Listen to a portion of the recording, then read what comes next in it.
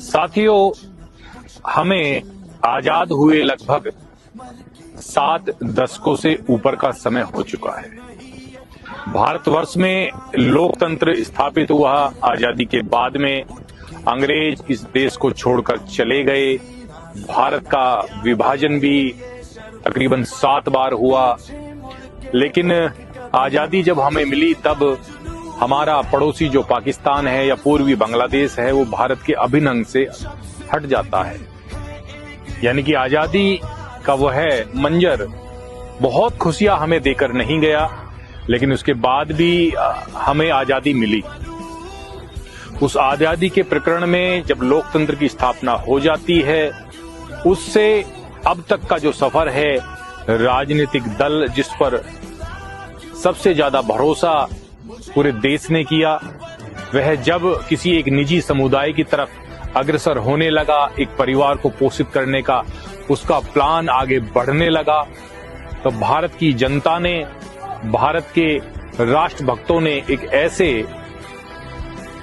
कदम को उठाना उचित समझा कि भारत आजादी होने के बावजूद भी कुछ निजी लोगों की प्रॉपर्टी बनकर रह गया है।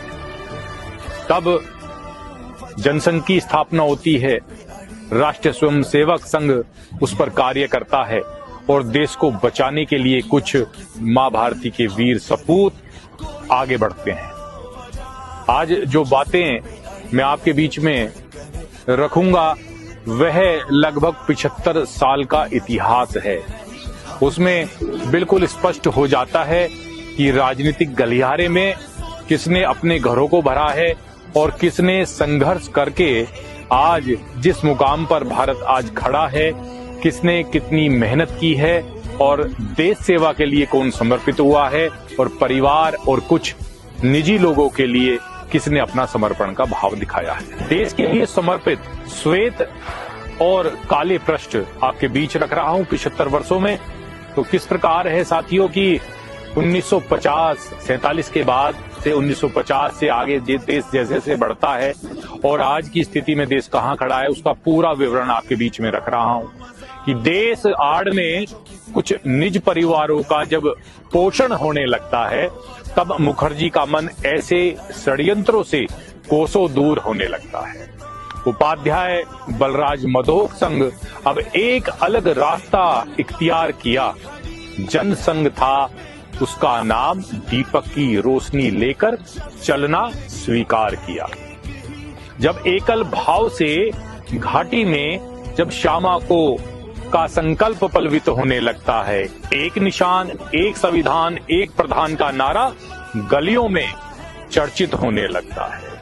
वीर सपूत को रोकने के उपाय जब ये लोभी सरकारें खोजना शुरू कर देती हैं, जेल के बंद कमरे में अनीति के चलते श्यामा को मृत घोषित कर देती है। भरोसा चकनाचूर हो, सच की राह छोड़ने को मजबूर हो, फिर प्रपंच रच डाला, काली रात के इन अंधेरों ने दीनदयाल जी को भी मार डाला।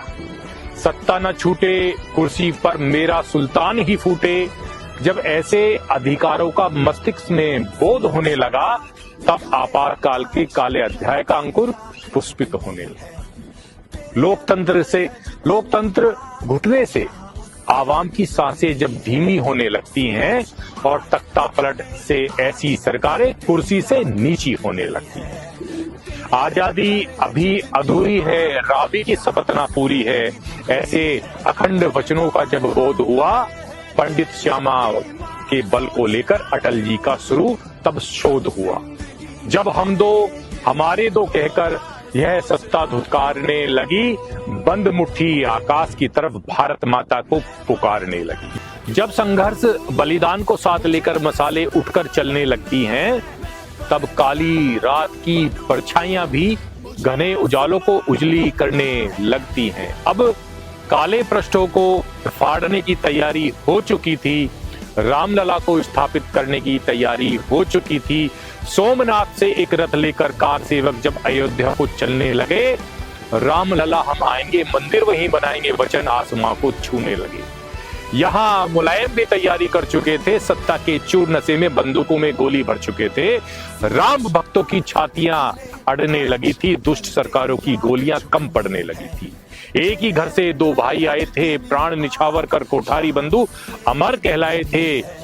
जिए तो हम रहें और मरे तो अमर रहें, मैं ही कांग्रेस हूं, केवल सल्तनत चाहता हूं, अपने दल के प्रधानमंत्री के सवधा को दिल्ली में जगह ना दे पाता हूं। जब मौत के भय से सत्ता मनमोहन जी को प्रधानमंत्री बना देती है, चहु और उनके आंख नाक कान सब लगा देती है। नियंत्रण है हम, क्या करना है, क्या कहना है और तुमको क्या लिखना है, इसका सिर्फ इशारा होगा। हम सल्तनते हिंद हैं, फैसला लेने का हक हमारा होगा। कैसी राजनीति कांग्रेस कर रही थी कि प्रधानमंत्री कौन और रिमोट उनका कहां है, आप बखूबी जानते हैं। खुद से कुछ करोगे तो ऐसे अध्यादेशों को मेरे हाथों ही कबाड़ा होगा। अध्यादेश भी फाड़ दिया जाता है। इस परिस्थिति में बड़ी सार्थकता साथियों स्पष्ट होती है और वो ये है कि जब नाश मनुज पर छाता है, पहले विवेक बढ़ जाता है। और यह कांग्रेस सरकार में हुआ और भारत की भूमि पर जन्मे हुए महापुरुषों ने कई बार लोगों की गलतियों को माफ किया है, लेकिन जब वो गलतियां बार बार होने लग जाती हैं तो फिर सजा नहीं श्राप मिलता है। भगवान कृष्ण ने शिशुपाल को भी 100 बार इसी प्रकार से माफ किया था और बाद में उसका क्या हश्र हुआ वो आपके सामने है। इसी प्रकार से मैं इसे भारतीय राजनीति से जोड़ता हूं तो आप समझ सकते हैं कि उनका इतना लंबा कार्यकाल को गिनते गिनते भारत की जनता ने फैसला लिया कि उनका जो किया हुआ है, उनका सारा फैसला, उनका किया हुआ सारे काले कारनामे किस प्रकार से स्पष्ट होंगे, हम उनको चुनाव में स्पष्ट करेंगे। भारतीय राजनीति में माफी नहीं बल्कि बदलाव के रूप में सजा देना उचित भारत की जनता समझती है और एक काले अध्याय का अंत सुनिश्चित था। एक नया अध्याय अब लिखा जा रहा था।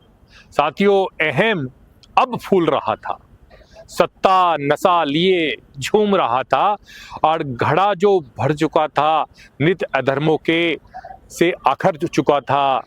एक मत होकर सबने ठान लिया था, राष्ट्र हितैषी चेहरे को पहचान लिया था। अब जो शपथ ली जा रही थी, श्री राम जी को ला रही थी और कश्मीर को चैन से सुला रही थी, एकता का संदेश दिखा रही थी और जिनकी आंखों की यह अभिलाषा थी, मोदी जी के मुख से वीरों की परिभाषा थी।